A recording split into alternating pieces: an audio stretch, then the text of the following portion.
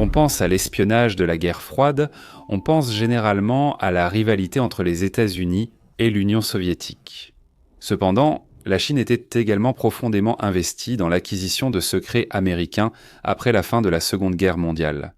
Un linguiste et traducteur talentueux est devenu l'un des atouts les plus précieux de la Chine. Larry Wu-Tai-Chin, espion durant plus de 30 ans sans être démasqué, a transmis des renseignements essentiels à ses supérieurs, soutenant fortement l'espionnage chinois. Et certains soutiennent qu'il a ainsi préparé le terrain pour l'ascension ultérieure de la Chine vers la domination mondiale.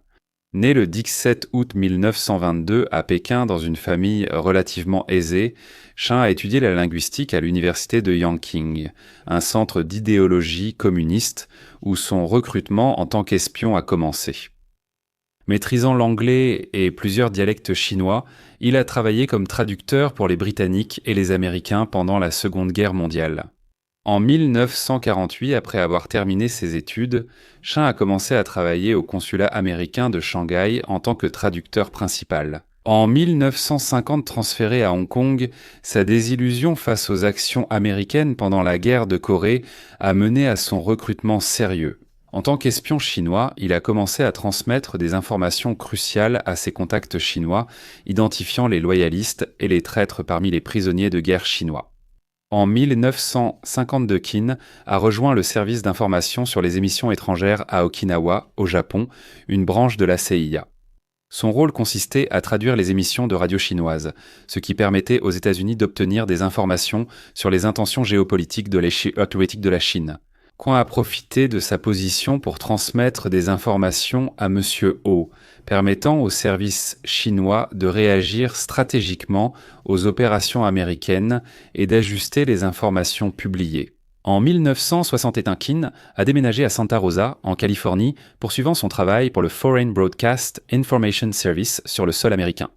Pendant cette période, Qin est devenu citoyen américain naturalisé et ses activités d'espionnage se sont intensifiées, établissant des lignes de communication clandestines avec des agents chinois à Toronto et à New York. Dans les années Ossois 1970, Qin s'était imposé comme le principal traducteur chinois de la CIA et travaillait au siège du Foreign Broadcast Information Service à Rosslyn, en Virginie. Parmi les informations cruciales que Qin a divulguées, figuraient des détails sur les plans secrets du président américain Richard Nixon de se rendre en Chine pour la première fois.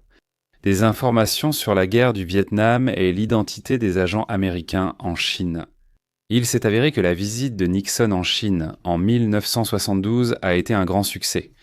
Grâce aux renseignements partagés par Chine, qui ont sans doute amélioré les relations américano-chinoises, Larry Qin a été grassement rémunéré par le gouvernement chinois pendant ses années d'espionnage, ce qui a financé son mode de vie fait de jeux d'argent, de luxe et de prostituées.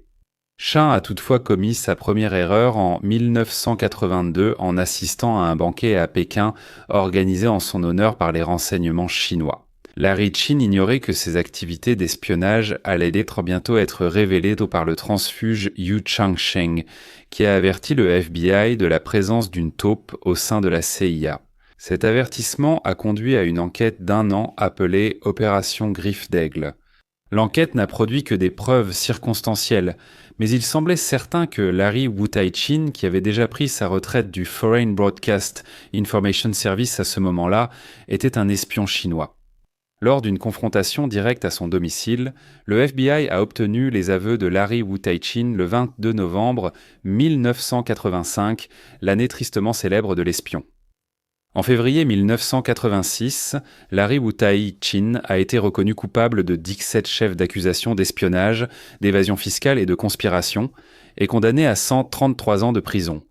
Confronté à la perspective de passer le reste de ses jours derrière les barreaux, Larry Wu-Tai-Chin s'est suicidé dans sa cellule en s'attachant un sac en plastique autour de la tête. Cela a empêché les interrogatoires qui auraient pu éclairer l'ampleur des dégâts qu'il avait causés à la sécurité nationale des États-Unis. On soupçonne depuis longtemps que sa décision de mettre fin à ses jours a été influencée par les assurances des responsables chinois que sa famille serait prise en charge s'il emportait ses secrets dans la tombe.